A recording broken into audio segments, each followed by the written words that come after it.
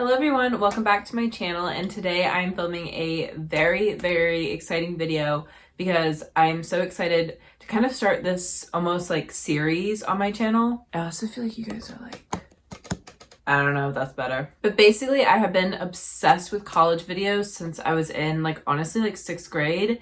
And I would get so excited for back to school season because I could, one, go back to school shopping, which is the most fun thing ever. And I would have all the college content to watch. I was obsessed with dorm tours. I was obsessed with moving in videos, pack with me videos, all of it. And so I'm so excited that I can now do it.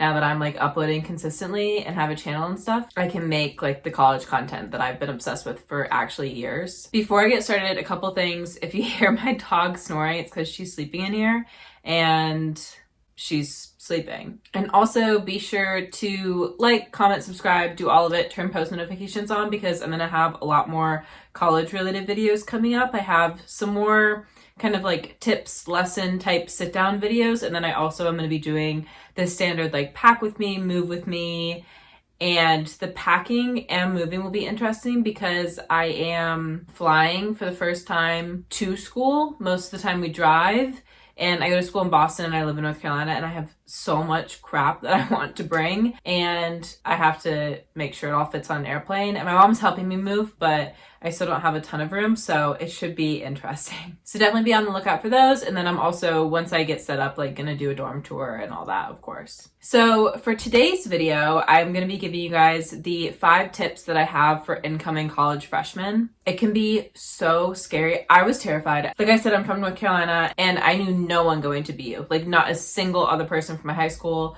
I think, was even going to Boston that I know of.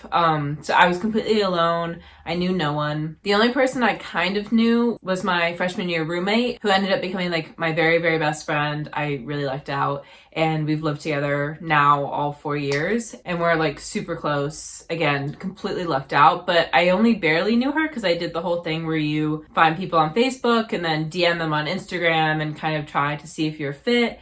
But you really don't actually know them. You just know them a little bit more than if you did random. And I requested her as a roommate and vice versa. And again, it just worked out, but I didn't really know her. We met at orientation over the summer. We did the same orientation session, and then that was kind of it. We didn't text a ton before. I think we decided to be roommates in April, and we didn't text a ton before move-in. And so with that being said, it's terrifying, especially if you go out of state.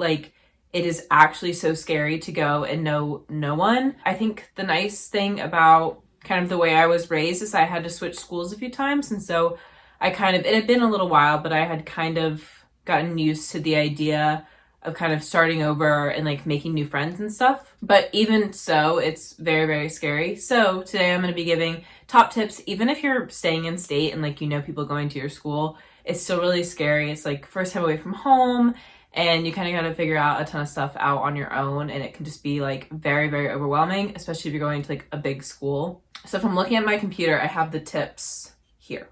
So that's why. So the first tip I have is to kind of limit your expectations, because I feel people hype up this idea of college is the best 4 years of your life. You're going to have this amazing experience.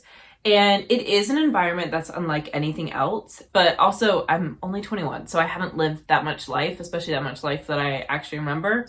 But college has been the best 3 going on 4 years of my life. But my college experience was not like the movies, and it was not because of the reasons that people normally cite as why it's the best 4 years of your life. And so when I went into college, I was I'm also just a very pessimistic person.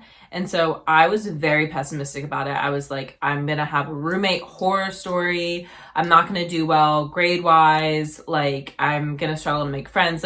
I was very much in a negative mindset, which I would not encourage going in with a negative mindset. I think obviously you should try to focus on the positive, and I should have been probably in hindsight a bit more optimistic about it, because I think being negative about it, while it did limit my expectations, it made me a little bit more scared going into it. But I feel a lot of people that I went to high school with had giant expectations of what college would be, and then they were let down when they got there. And my strategy, I don't think it works all the time. And again, when you get too in the negative mindset, it's not good. But kind of don't go in expecting this amazing experience, and kind of be very grounded in your approach and kind of be very realistic about things, and just kind of understand that like whatever challenges you have and you cross, that you can find ways to overcome them. Like if you do have a roommate horror story, you can try to get out of the room, or like you can make friends other ways through extracurriculars, that sort of thing. But I think not going in and being like, oh my God, I'm gonna be best friends with my roommate, I'm gonna do this, this, and this, and this. One, you can get burnt out really quickly doing that. And also that might not be what the situation ends up being. And then you're going to be let down and feel like you were robbed of like this amazing experience. So I feel like limiting your expectations helps with that a bit. And that kind of goes into my next tip, which is to be super open-minded. I think the thing that BU does that is really great extracurricular wise is they hold this thing called Splash, which is this giant like club fair situation, and like sports teams are there too, and like Greek life, that sort of thing. And they're all on Nickerson Field, which is our like big field on campus. And it's a big deal. It's a big event. It's probably the biggest event on campus, I assume. I think it's like the first or second week of school. And it's a great way to kind of go and see what options are out there for extracurriculars. And I'm sure that there's a similar sort of fair at most schools. And I think that's a great way to meet people, get involved, and also just like be open-minded when you're doing those sort of things, that maybe you don't need to do the same thing that you did in high school. And like maybe there's something that you wanted to do, but you didn't do for whatever reason. Like just be very open-minded about the things that you want to get involved in. Also the classes, I came in undecided, which I'll talk about a little bit later. I loved taking like random intro classes. At BU, we have the hub, and that's how we do our general education. I have a lot of issues with the hub, but regardless, most schools obviously have a gen ed system, and you can get, I'm assuming at most schools, you can get your gen ed requirements filled with a lot of these intro classes, and that's how the hub works for the most part. I loved it. I took an intro to international relations class. Did I want to do anything in international relations? No. I thought maybe I did, but turns out I don't. But it was a very interesting class, and I learned a lot, and I really enjoyed it. And it taught me more about a subject that I would have never been exposed to otherwise. And so I think just like being open-minded about everything is really, really important. Because you never know who you're going to meet. You never know kind of what connections you can make, that sort of thing. And again, that kind of leads me into my next tip, which is it's okay to not know, and it's okay to change your mind. And that mostly goes with your major and your course of study, because I came in completely undecided. To be completely undecided at BU, you come in undecided in the College of Arts and Sciences. You can also be undecided in like specific schools. Like I'm now in the College of Communication, and you can come in and be undecided in a specific school, I think for most schools, as far as I'm aware. Don't quote me on that. But someone who's like very undecided, like literally has no clue, goes undeclared in the College of Arts and Sciences.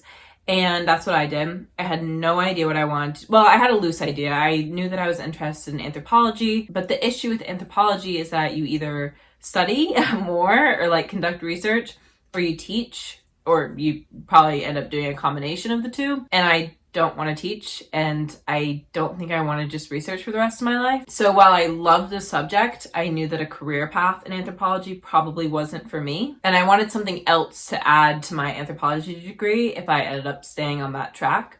And so, like I said, I tried out a bunch of different intro classes. That's what led me. I took Intro to Communication my second semester freshman year. And that's what sold me on public relations as a major, because I'm a public relations major and an anthropology minor. So that's what sold me on that. Now I'm here like 2.5 years later, I guess. Yeah. And so basically what I'm saying, it's okay. Like, especially your freshman year, it's a time to try different things. If the major is not what you want, if you went in pre-med bio and you realize I cannot do this, switch your major. Like, it's not the end of the world. It's good. Also, I know people who are graduating with majors that they don't like, that they are not happy with. I know people who have already graduated and spent tons, especially at a school like BU, you're spending tons of money on your degree. So like it, at the very least like it, even if you don't love it. The fourth point, and something that is really, really important, and I feel like was touched on a lot my freshman year, and when reflecting with friends, it's been interesting because since freshman year, I've met a lot of different people and kind of talked to them about their experiences and stuff.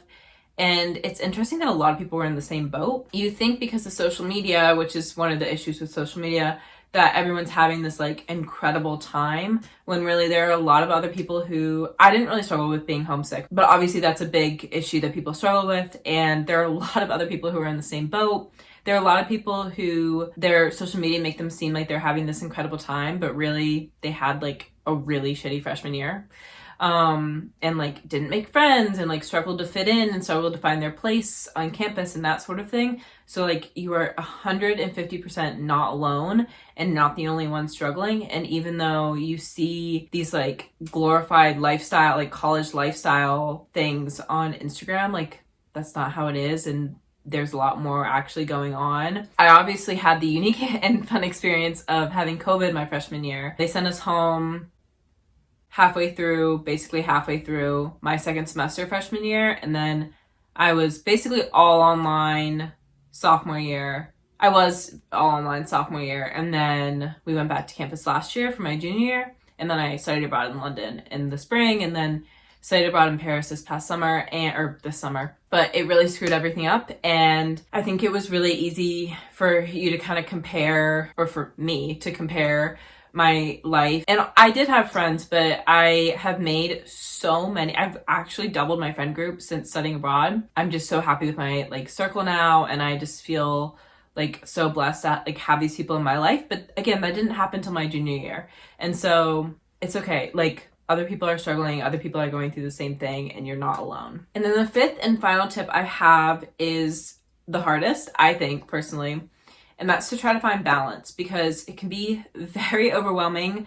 School extracurriculars, you're balancing new friendships. Some people obviously like get in a relationship their freshman year, which I wouldn't recommend, but that's just me. You're balancing so many different things. And then on top of that, if you still have friends from high school, you're trying to navigate those relationships. You're trying to, if you have a good relationship with your family, navigate those. It's just a lot to balance. But I think the important thing to remember, first of all, stay organized. I mean, school-wise and extracurricular-wise, and if you have a job, it's just so important to just stay organized. Like, have a freaking planner. Like, try not to procrastinate. Like, they're tips that I think everyone knows. They're hard to implement and practice, but like, you just gotta stay on top of your stuff and just like stay organized.